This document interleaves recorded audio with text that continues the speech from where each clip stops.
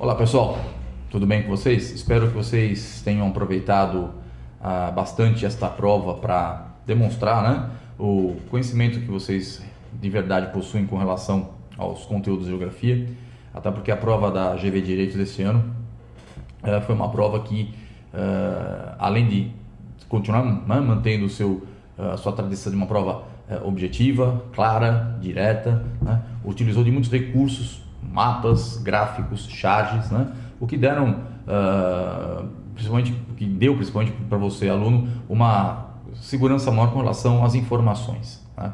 É muito melhor uma prova que te oferece as informações para que você possa interpretá-las do que uma prova que exige a informação, que pode ser de um volume absurdo e fazer com que a memória possa nos trair. Nesse caso não, né? Nós tivemos na primeira questão dois mapas mostrando fluxos migratórios, um mostrando fluxo de mão de obra e outro mostrando fluxo de refugiados, né? As duas questões praticamente pediam para que comparações fossem feitas, né, entre os dois, a origem desses movimentos, o local, né, que tipo em que contexto esses movimentos todos aconteciam, pós Segunda Guerra, atualmente. Então, bem pertinente, né, a utilização da informação visual do mapa com as perguntas feitas, tá?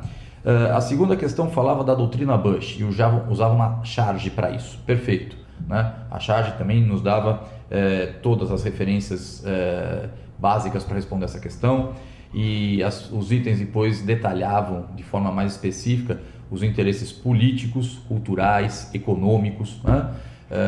No último item pedia até para que se fizesse uma identificação do interesse da ocupação norte-americana no Afeganistão e no Iraque, né?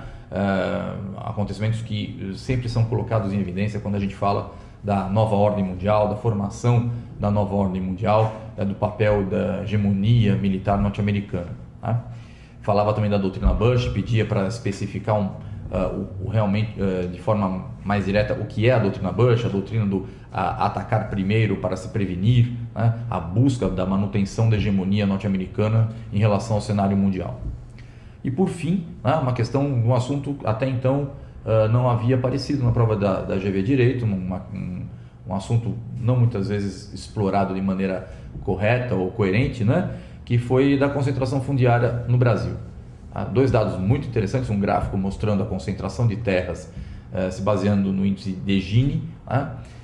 De repente você pode não lembrar ou não saber o que é o índice de Gini, sem problema, né? Logo abaixo do gráfico havia lá uma espécie de uma legenda definindo o que é o índice e dizendo que quanto mais próximo de um, maior era a concentração. Aí você fazia a leitura do gráfico e percebia que todos os índices médio do Brasil e das regiões eram índices acima de meio, portanto muito mais próximos de uma concentração do que uma melhor distribuição de terras, né? E o outro dado que era também colocado na questão era um gráfico, né? Um famoso gráfico em forma de pizza, né? Mostrando o uso da terra, e a gente poderia ver assim que numa análise bem, né, imediata, 49% das terras ficavam com pastagens naturais ou cultivadas, tá? E nós sabemos que pastagem no Brasil está associado à pecuária extensiva, que é um processo pelo qual, né, se efetiva a especulação imobiliária, né? A criação do gado que antecede a chegada da lavoura comercial, principalmente na região da fronteira amazônica, tá? Onde se dá o maior índice de concentração de terras, né? Como um dos itens da pergunta até abordava, tá certo? Nada disso, nada das questões eram achados, né? Eram temas esperados dentro da prova, né? E a maneira com que as perguntas são formuladas permitem que, mesmo que você não tenha um conhecimento pleno dos temas, as informações, mais uma vez, dos mapas, tá? Dos gráficos e da charge podiam lhe garantir pelo menos parte, né, da resposta de todas as perguntas e dos itens de cada uma delas, né? Tenho confiança que vocês, sabendo dessas informações, souberam tirar bom proveito, né, e tiveram um desempenho bem interessante, tá ok? Um abraço a todos, até a próxima.